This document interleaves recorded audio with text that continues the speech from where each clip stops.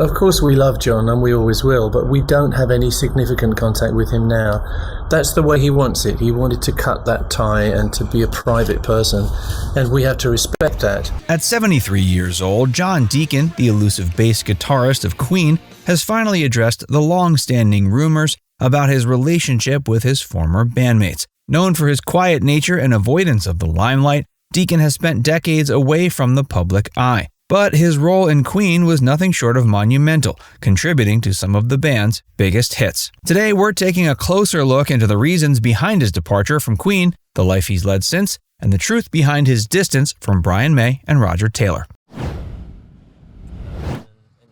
Joining Queen, a perfect fit. I came along in a way as a bit of an outsider at first.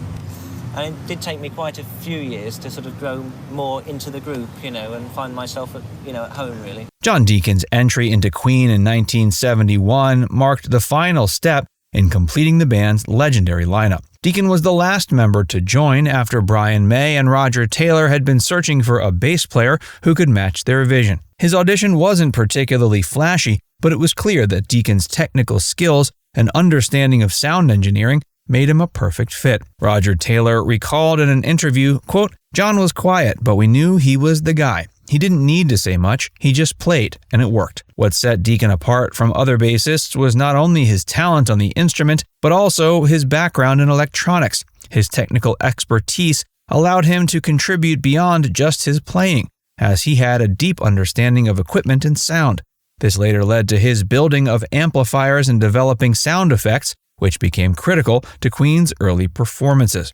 Deacon's technical proficiency made him invaluable to the band, especially as they navigated the complex soundscapes that defined their unique style. Despite his quiet nature, Deacon quickly found his place within Queen. His calm demeanor provided a grounding influence in a group filled with strong personalities. Freddie Mercury once said, quote, "John's the backbone. He doesn't shout, but he always knows what we need." In those early days, Deacon's ability to blend into the background while also offering creative contributions gave Queen a solid foundation, musically and in terms of the band's interpersonal dynamics. Deacon's presence balanced the creative flamboyance of Mercury and the more boisterous personalities of May and Taylor, enabling the band to evolve into a cohesive unit. Deacon's early contributions to Queen were subtle yet impactful.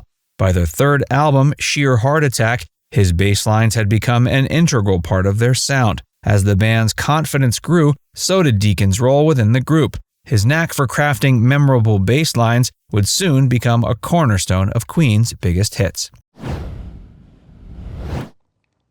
Career highlights. I mean, there was not really a leader in such, because no one was really actually stating everything that could be done. And then as the years went on, we all started to contribute, on the songwriting side, which helped a lot to sort of balance it out a bit.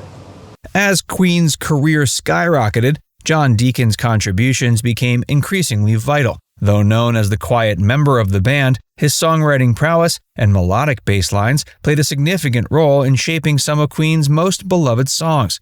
One of his most iconic contributions came with the song Another One Bites the Dust, a track driven by Deacon's unmistakable bass line. The song became a worldwide hit, reaching the top of the charts in multiple countries and solidifying Queen's place in pop culture. Deacon's inspiration for the track came from his love of funk and soul music, especially the grooves laid down by bands like Chic. Even Freddie Mercury praised the song, saying, quote, "John's got a talent for writing songs that have universal appeal. He came up with this great riff, and we knew it was going to be huge." In addition, he also penned other fan favorites like You're My Best Friend and I Want to Break Free. These songs showcased his ability to write music that was both catchy and emotionally resonant. You're My Best Friend, a warm and heartfelt ode to his wife, was one of the few times Deacon's personal life intersected with his musical output. The track's success proved that Deacon's talents went beyond simply playing bass. He was also a songwriter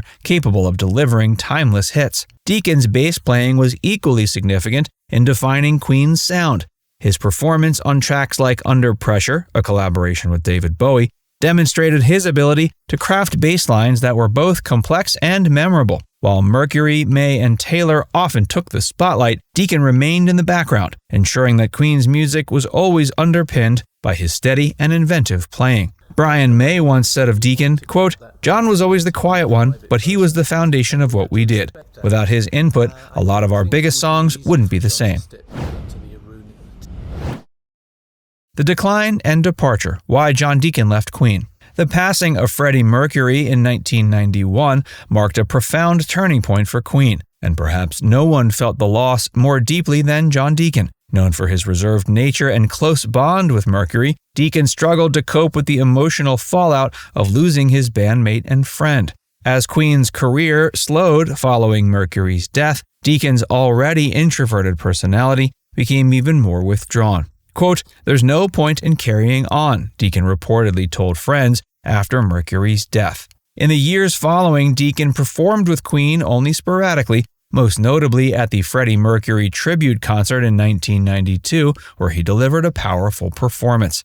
His final appearance with the band came in 1997 when he participated in the recording of No One But You, Only the Good Die Young, a song written in tribute to Mercury. This performance marked Deacon's quiet exit from the music world, as he soon retreated from public life altogether. Roger Taylor later reflected on it, saying, quote, "John was quite fragile, really. Losing Freddie was a huge blow for him, and I think he just didn't want to carry on without him." Life after Queen. And the fact that we've all had hit singles, I mean, that's really been quite a balancing factor. And that's very rewarding in a way. Because I think if I'd just been say a bass player all my life, you know, with the band, it wouldn't be so satisfying to sit here now and sort of that would have been my input, because I only consider that as part of what I do. After stepping away from Queen in the late 90s, John Deacon retreated into a life of quiet seclusion, far from the spotlight that had followed him for so many years. Deacon has rarely been seen in public since his retirement, choosing instead to focus on his family and personal life. Living in relative obscurity, he's remained in the UK, maintaining a private existence that stands in stark contrast to the continued fame of his former bandmates. His decision to leave the music industry entirely was deliberate, and he's expressed no desire to return, even as Queen experienced a resurgence with performances featuring guest vocalists like Paul Rodgers and Adam Lambert. Deacon's absence from Queen's post-Freddie Mercury performances has been noted by fans and media alike, but his reasons for staying away have remained largely private. May once said, quote, "John simply doesn't want to be involved anymore, and we respect that. He made his decision a long time ago, and he's happy with it." Roger Taylor echoed this sentiment, adding, quote, "John was never comfortable with the fame. He's completely retired, and he's living a very quiet life." Financially secure from the royalties of Queen's continued success, Deacon has never had the pressure to return to the music world. The rumors. Has he really cut ties with his bandmates? In fact, a couple of times we have asked him, but he always says, no, that's not what I do now.